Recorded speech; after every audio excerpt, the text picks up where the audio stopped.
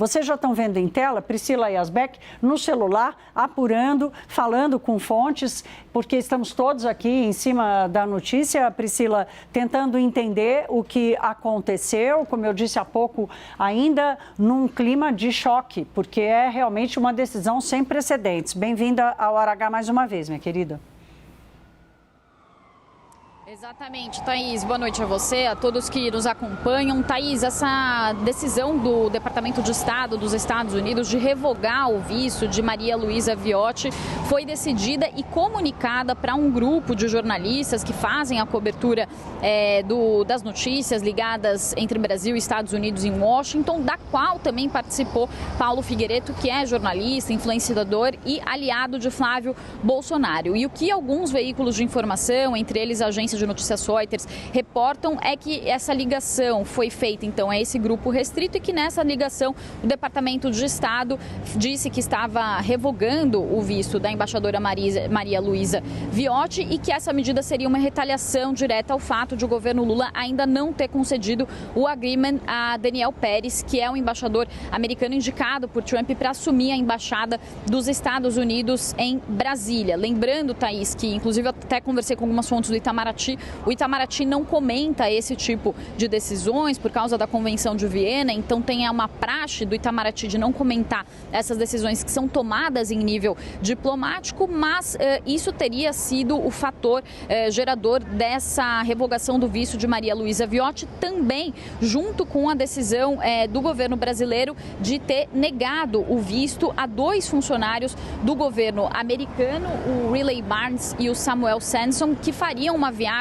ao Brasil entre os dias 27 e 30 de julho, segundo o governo americano, para fazer reuniões com autoridades do governo brasileiro, com líderes religiosos e também com representantes da sociedade civil. E segundo o governo americano, essas reuniões tratariam sobre integridade eleitoral, liberdade religiosa e liberdade de expressão. Na ocasião, fontes do governo brasileiro tinham dito que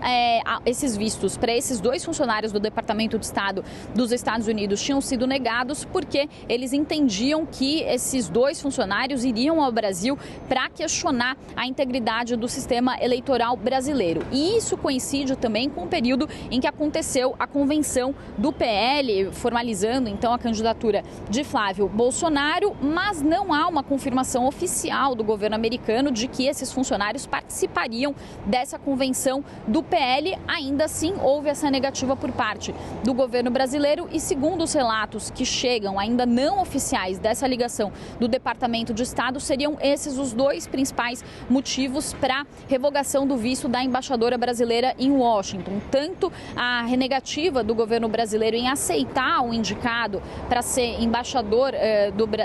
dos Estados Unidos em Brasília, o Daniel Pérez, quanto também a negativa desses dois vistos que foram negados. Também o que diz Paulo Figueiredo, lembrando que ele é um aliado de Flávio Bolsonaro e essas informações não foram confirmadas pelo Departamento de Estado, mas o que ele disse é que também há um incômodo por parte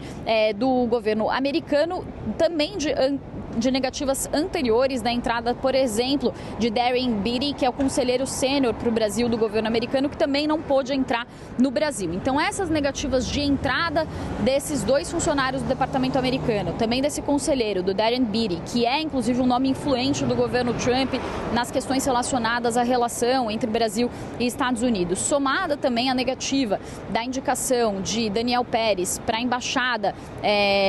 dos Estados Unidos em Brasília, teriam gerado essa revogação, então, do visto de Maria Luísa Viotti. É importante a gente dizer, Thaís, que nós entramos em contato com o Departamento de Estado dos Estados Unidos, estamos aguardando uma resposta formal sobre essa decisão. Eu também conversei com fontes do Itamaraty que falaram que ainda não houve um comunicado oficial dizendo exatamente o que aconteceu, dando detalhes, e aí o que uma das fontes me disse apenas foi que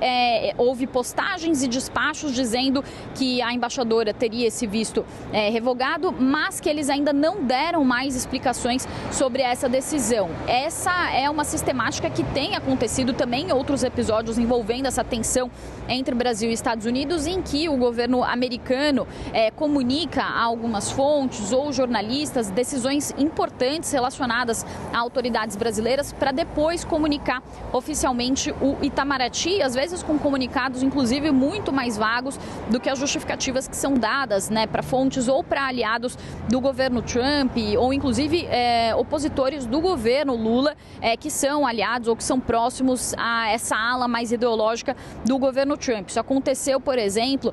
com a Lei Magnitsky, quando Alexandre de Moraes foi alvo da Lei Magnitsky, também sua esposa. Essas notícias circulavam antes que houvesse algum tipo de comunicado oficial do governo americano. E essa decisão, que é uma decisão que traz grandes implicações diplomáticas e que aprofunda ainda mais essa crise entre Brasil e Estados Unidos, acontece também no contexto do tarifaço que foi imposto pelo governo Trump, com produtos chegando a tarifas aí de mais de 37%,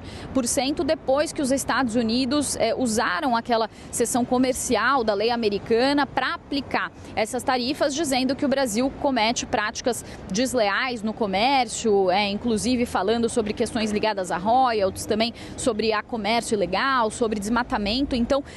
tudo isso aumenta muito essa tensão entre o governo americano e o governo brasileiro. E recentemente também vale lembrar que o presidente Lula rejeitou todas essas decisões, falou que são decisões lamentáveis por parte do governo americano. Então, o que a gente viu no início do ano, quando o presidente Lula foi a Washington e o presidente Donald Trump pareceu ali ter algum tipo de empatia